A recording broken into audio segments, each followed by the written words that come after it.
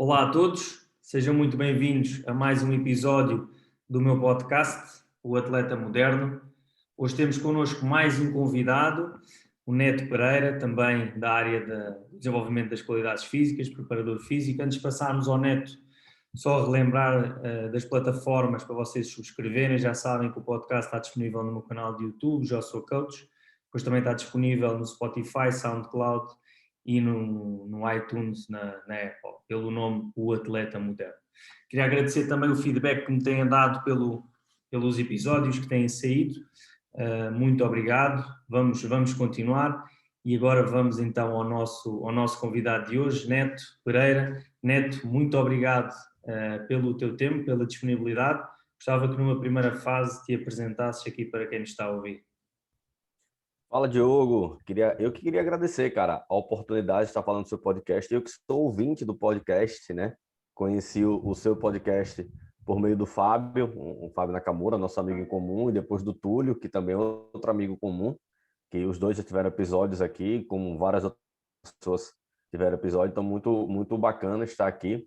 Eu agradeço e vamos discorrer um papo aí, principalmente em relação à nossa realidade aqui no Brasil e no nosso nível competitivo que estamos agora no momento. Excelente, é isso mesmo, Neto. Então gostava que numa primeira fase te apresentasses, em termos, pronto, o teu currículo, um bocadinho as tuas formações, aqui para quem nos está a ouvir, também te conhecer um bocadinho melhor. Eu tenho graduação em Educação Física, né? Aqui no Brasil tem legislação um pouquinho diferente de outros lugares, então, para você trabalhar no esporte, você tem que ter essa graduação em Educação Física, obrigatoriamente. Depois fiz especialização em desempenho humano, fiz mestrado com ênfase nessa parte de esporte de alto rendimento, onde a gente investigou variáveis, né, e diferentes modelos de treinamento de força em atletas de futebol, de categorias de base. A gente também tem alguns artigos publicados, alguns artigos científicos publicados, e trabalho com futebol atualmente, né? Estou como fisiologista do CRB, que é um clube da segunda divisão do Campeonato Brasileiro. Também já estive em outro clube da segunda divisão do Campeonato Brasileiro recentemente, o Confiança. E antes eu trabalhava no futsal, né? Em outra modalidade. E o futsal foi a porta de entrada para trabalhar no esporte de alto rendimento. E aí depois eu vim no futebol e já estou no meu segundo clube na temporada aí para o Brasileiro da segunda divisão. Excelente, excelente, Neto, muito bem.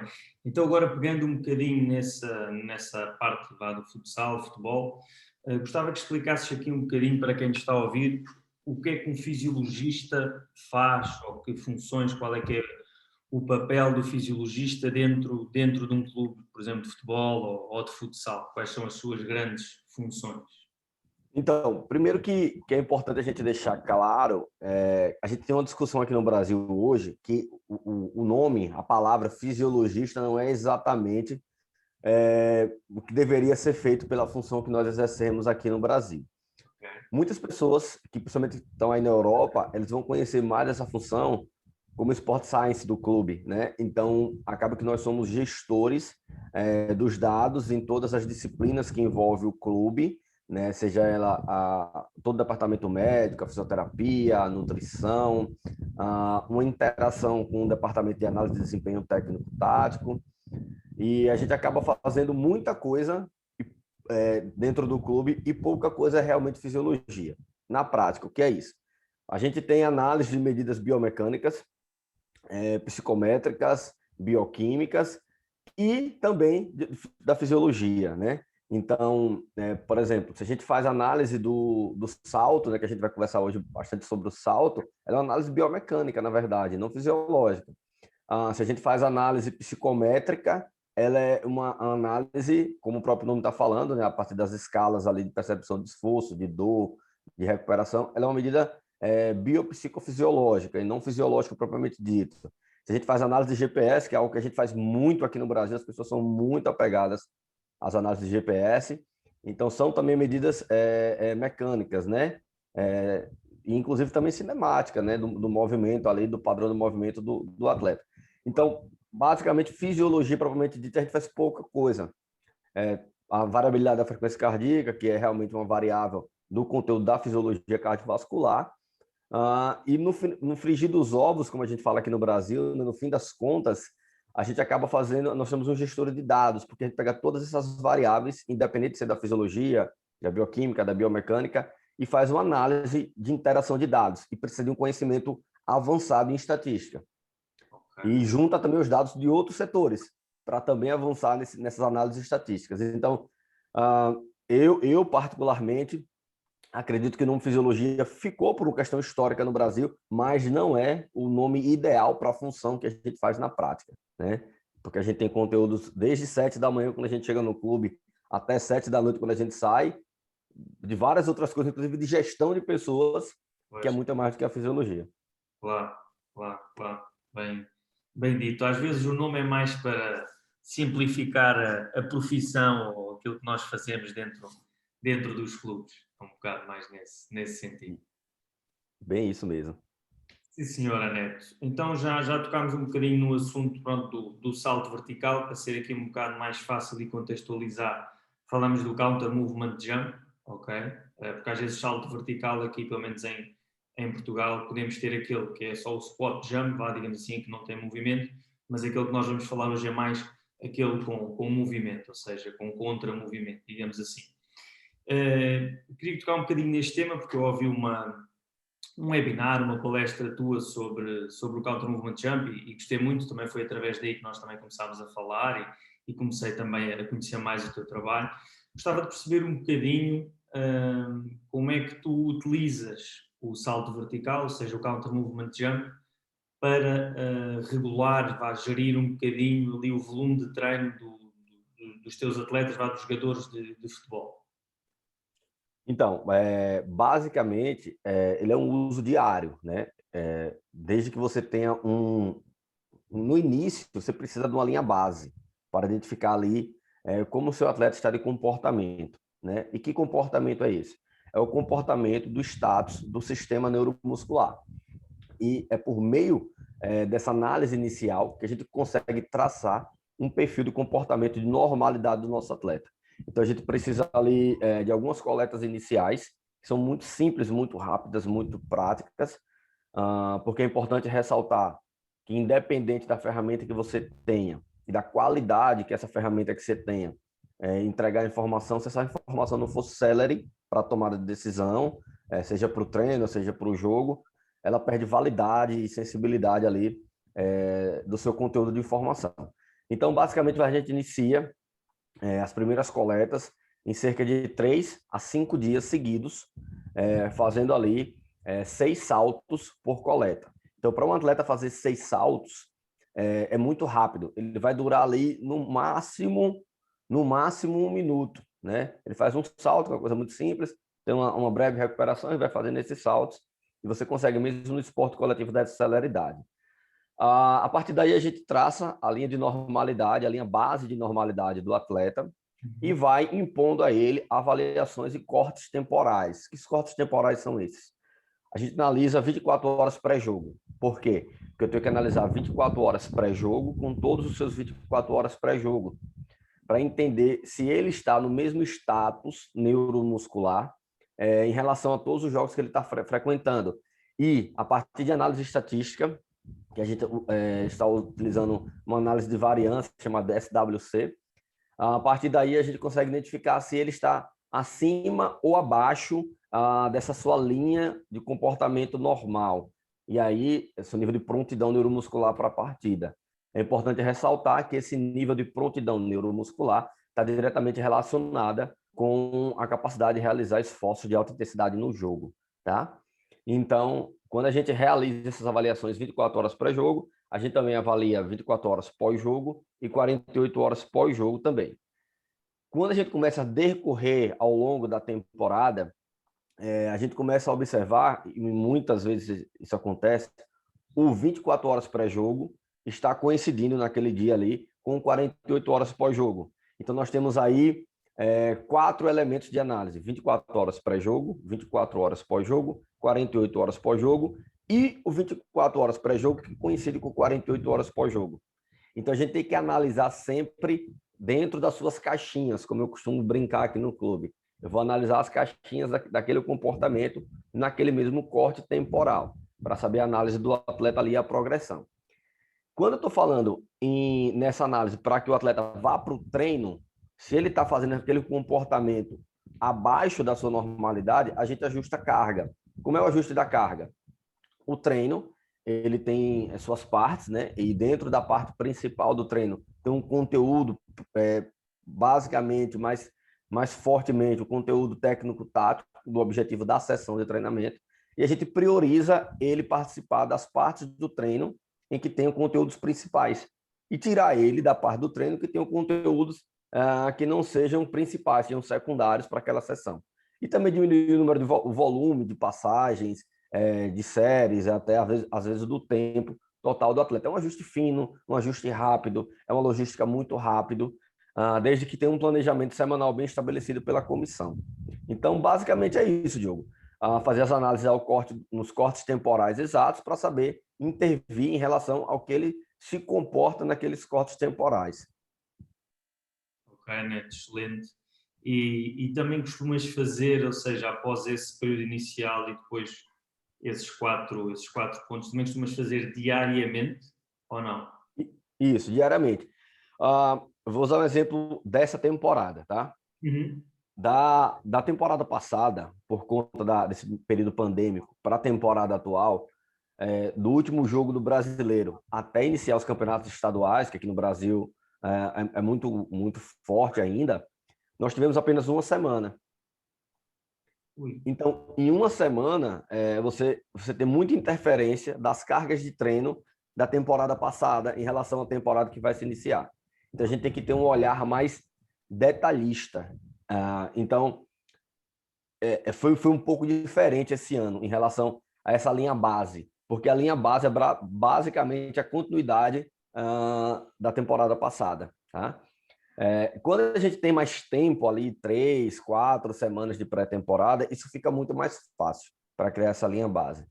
A partir daí, o dia a dia ele tem finalidades diferentes.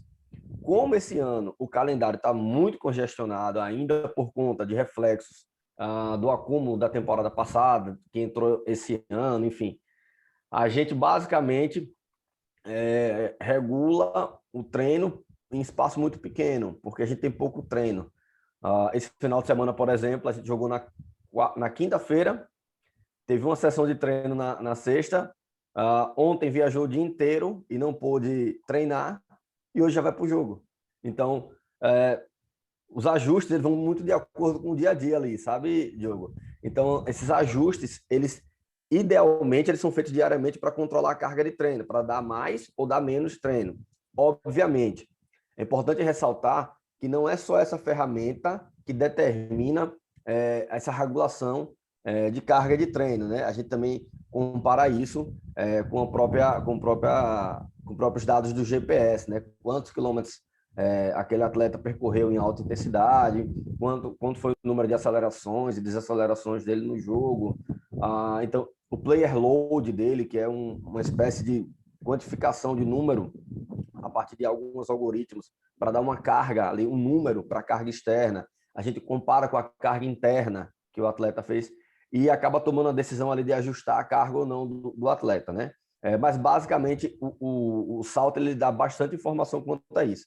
Em outras épocas em que eu não tive tempo, não tive oportunidade, desculpe, de trabalhar com GPS, realmente o CMJ era um grande norte para regulação de carga. Às vezes sendo até quase que exclusivamente a ferramenta que a gente tinha ali. Mas quando você tem mais ferramentas, você tem que encontrar um sistema de análise, principalmente de análise estatística, da influência do jogo, do treino, para controlar a carga aí. Então, basicamente é isso. Em resumo, para a gente ajustar a carga diária, a gente usa assim o CMJ, contudo, a gente tem que entender um contexto da temporada que ainda está no contexto pandêmico, né? Claro, claro, claro. E disseste aí uma coisa muito importante. Às vezes, mais vale termos digamos, um teste ou utilizarmos uma variável e conseguirmos utilizar sempre, a partir dali, ser algo simples do que termos muitos dados e depois não sabemos interpretar nada. Mas a verdade é que quanto mais dados nós conseguimos coletar, ou seja, o CMJ mais o GPS, também conseguimos traçar um perfil melhor, digamos assim, do atleta que temos à nossa frente. É um bocado por aí. Basicamente, assim, eu traço gráficos para me dar linhas e curvas da resposta ao treinamento. Então, eu pego ali as colunas da carga interna, que eu uso as medidas psicométricas, né? A percepção de esforço vezes o tempo trabalhado. Pego o gráfico do player load, do GPS, e pego o comportamento, né? A linha de comportamento dele do CMJ. Eu sobreponho essas três linhas e me dá uma resposta gráfica ali sobre a influência das cargas e a resposta da carga. Então, eu tenho carga interna, eu tenho carga externa e eu vou ter a resposta por meio do salto.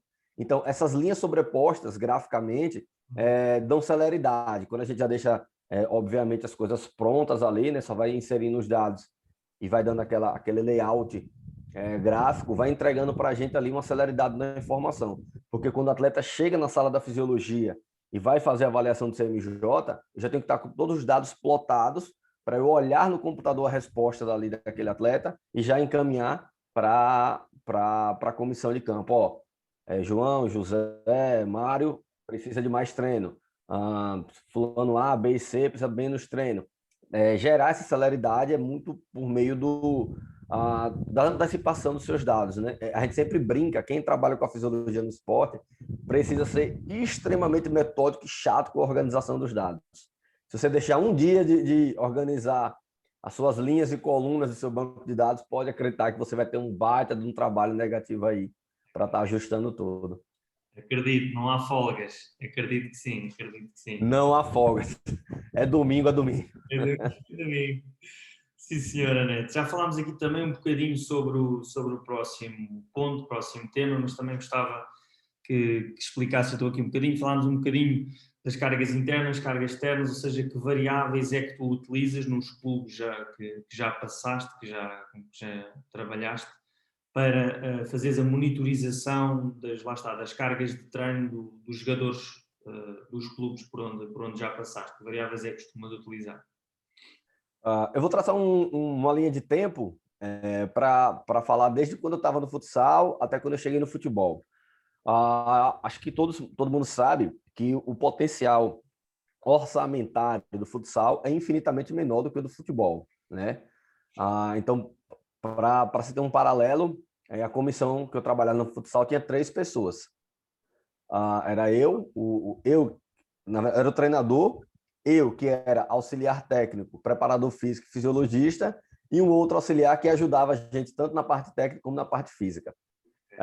Quando eu fui para o campo, a primeira comissão que eu trabalhei tinha 17 pessoas. Hoje eu trabalho numa comissão com 21 pessoas.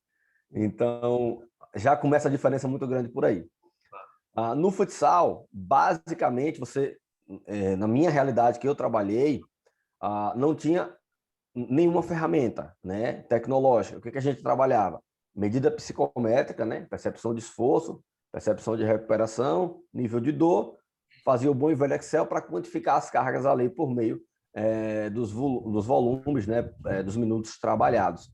A gente fazia uma relação com algum scout técnico-tático e a relação da densidade. Então, por exemplo, quando a gente estava no jogo, quantos minutos o atleta Diogo jogou?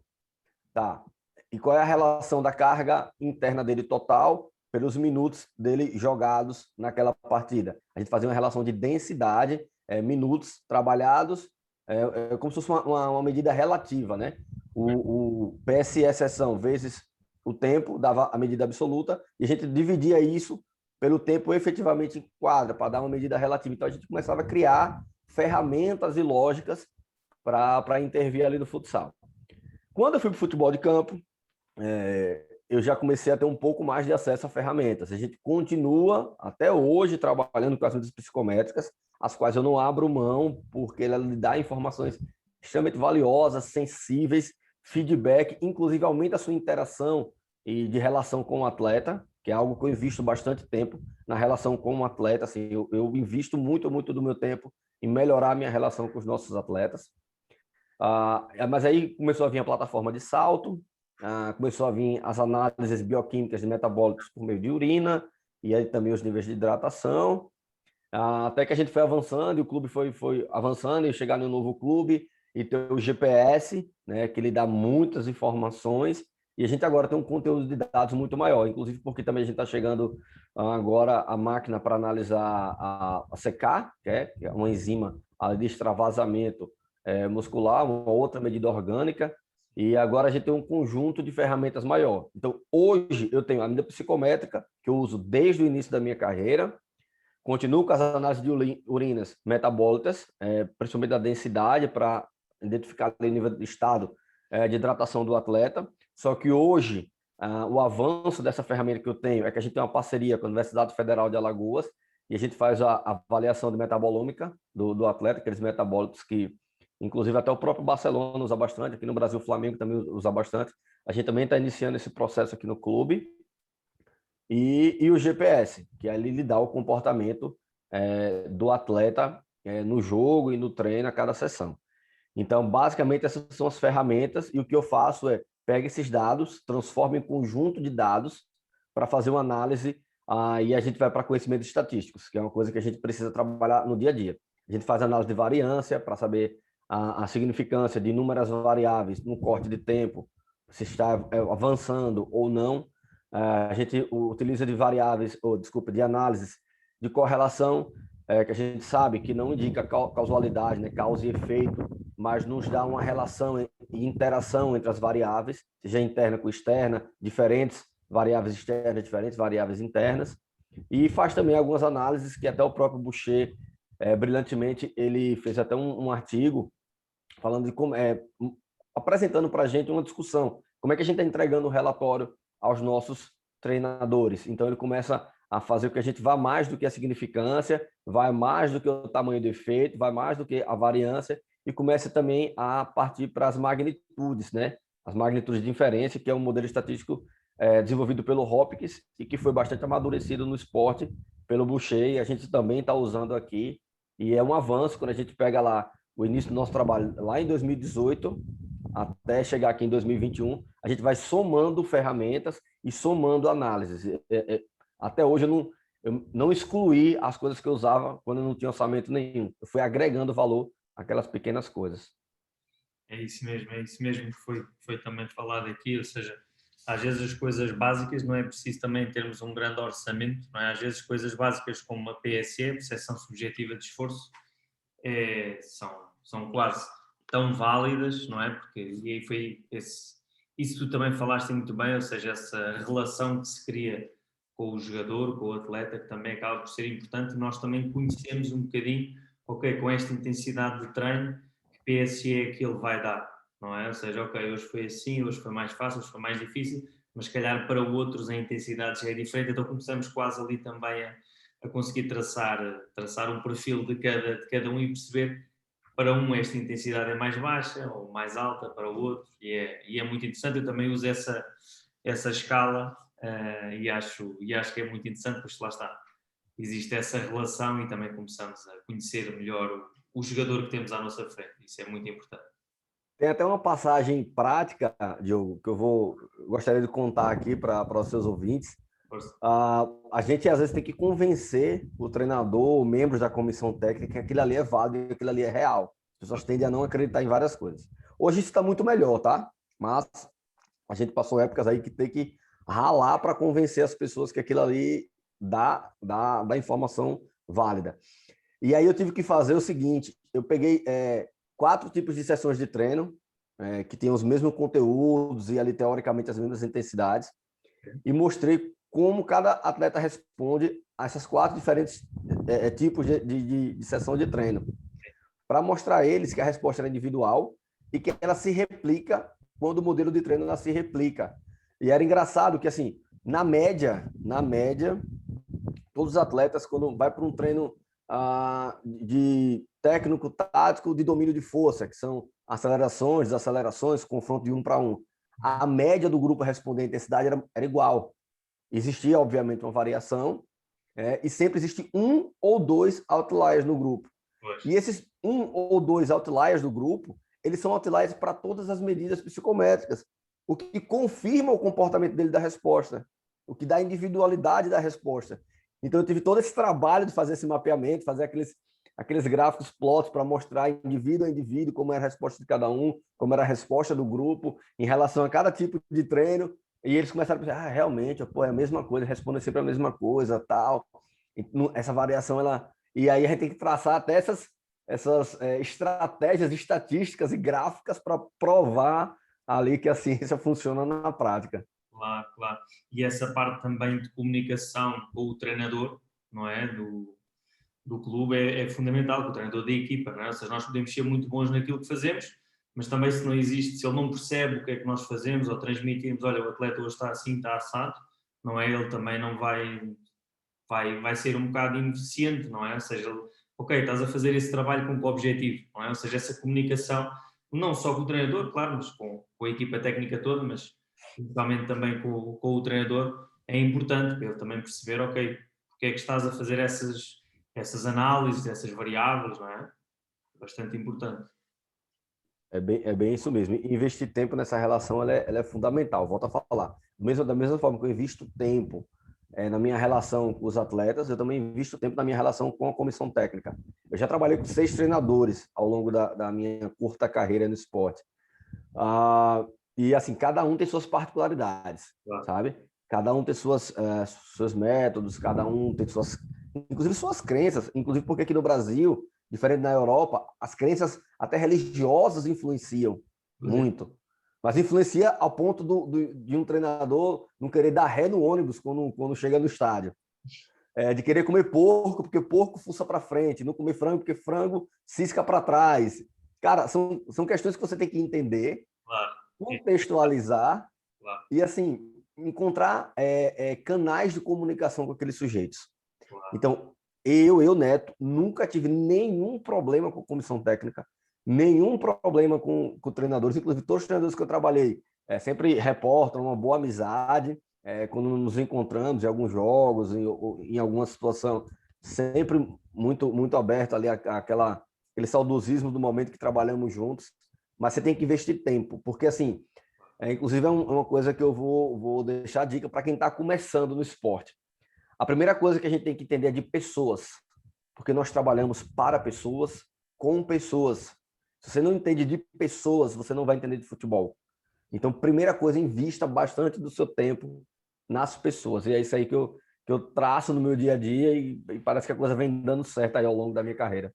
Claro que sim, claro que sim. Eu considero que a relação é a base, não é? Mesmo de qualquer estrutura, de qualquer equipa, é importante. É importante. Se não podemos tropeçar e se não temos uma boa relação, não existe boa comunicação e mais tarde ou mais cedo as coisas não vão correr bem. Sim, senhora Neto. Vamos então àquela pergunta clássica do podcast O Atleta Moderno.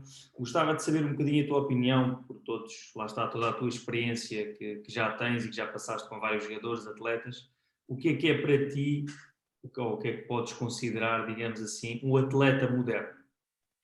Bem, para mim, o atleta moderno é o atleta que se compreende de maneira expansiva. Ele saia um pouco do pensamento da caixinha. Tem até uma passagem de um livro que eu li recentemente, O Algoritmo da Vitória. Inclusive, indico fortemente que as pessoas leiam esse livro, O Algoritmo da Vitória. E tem uma passagem no livro que fala que a argumentação científica ela pode ter um efeito peculiar, principalmente sobre atletas maduros e especialmente os mais inteligentes e desenvolvidos educacionalmente.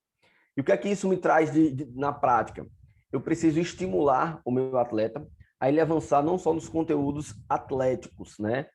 Dos componentes do jogo, técnico, tático, físico, cognitivo, mas eu preciso ajudar o meu atleta pedagogicamente a avançar na sua compreensão como ser humano, porque isso vai tornar um atleta muito mais reflexivo, muito mais compreensivo sobre as ações e vai aumentar o poder de cognição desse meu atleta. Então, para mim, o atleta moderno é um atleta que consegue expandir essa relação além do jogo, além do esporte, expandindo essa sua cognição. A gente sabe que o dia a dia, né, o social, o financeiro, o afetivo, o emocional ali, ele influencia o atleta no jogo, no treino, né, no campo ali, e ele precisa ter essa dada compreensão da sua complexidade. Então, para mim, o atleta moderno é o atleta que avança na sua compreensão de complexidade, com isso ele avança nos conteúdos sociais que ele agrega à sua pessoa e vai aumentando assim sua cognição. Então, o atleta moderno precisa ser cognitivamente desenvolvido. Para mim, isso aqui é um atleta moderno. Claro, claro, né? Muito bem dito, ou seja, não está só preocupado com o treino, com o jogo, mas também expandir um bocadinho, e lá está, voltamos àquilo que disseste bem, são pessoas, não é? Ou seja, se aconteceu alguma coisa em casa, a vida familiar, isso vai afetar a maneira como ele vai treinar, não é? Naquele dia. Portanto, lá está, não depende só de, ok, só treino, só o treino é que conta. É isso mesmo. Tem uma coisa que foi escrita e publicada até na revista Frontiers Physiology, por alguns amigos, né? O Daniel Bolosa, que é espanhol, está aqui no Brasil agora, o professor Adriano, que é fisiologista do Fortaleza, o professor João Claudino, que é, inclusive, o autor de vários artigos, inclusive da revisão sistemática, que mostra ao mundo que CMJ pode servir como controle de carga diária. Eles escreveram esse artigo apontando que o esporte coletivo, apesar de ser coletivo, tem demandas individuais e que o atleta precisa estar em estado ótimo de preparação e não em estado máximo. E quando a gente pensa que eu não preciso exigir o máximo do meu atleta fisicamente, em apenas dar coisas ótimas a ele para ele executar a sua ação, né, o seu trabalho, reforça para mim essa questão da gente investir tempo, porque vai sobrar tempo, porque eu não preciso investir coisas máximas, atleticamente falando, para o meu atleta. Então sobra para investir coisas cognitivas nele, para ir aumentar a percepção dele como ser humano e a percepção dele dentro do jogo. Então isso acaba, esse artigo até fortaleceu também recomendo a leitura desse artigo, é um artigo Open Access, então você botar lá a Frontiers Physiology, botar o Daniel Bolosa lá como autor, você vai encontrar esse artigo lá. Muito interessante, muito interessante. Depois também vou dar uma vista de olhos nesse artigo, parece ser muito interessante. Neto, para finalizarmos aqui o nosso episódio, deixar aí um bocadinho as tuas redes sociais, contactos, se alguém quiser também seguir um bocadinho o teu trabalho ou tirar alguma dúvida, se quiseres deixar aí. Bem, basicamente eu só uso o Instagram como rede social, tá? Então lá no Instagram, prof.netopereira, a gente tenta se comunicar o máximo possível com todas as pessoas que entram em contato, às vezes é um pouco difícil, porque é muita gente, o Instagram é uma rede social que muita gente no Brasil usa, então acaba sendo um volume de relação muito alto, mas eu sempre procuro estar atendendo, conversando, me relacionando com as pessoas que consomem ali nosso conteúdo, nosso trabalho. Então, quem quiser me encontrar, chega lá, segue a gente, pode mandar um direct, uma mensagem que a gente vai tentando responder aos pouquinhos lá. Então, no Instagram, prof.netopereira, a gente pode se encontrar e falar mais lá. Excelente, excelente, Neto. Sim, senhora Neto, mais uma vez obrigado então por este tempo, pelo teu tempo e disponibilidade, e obrigado também a todos os que nos estão a ouvir, e até à próxima. Um abraço.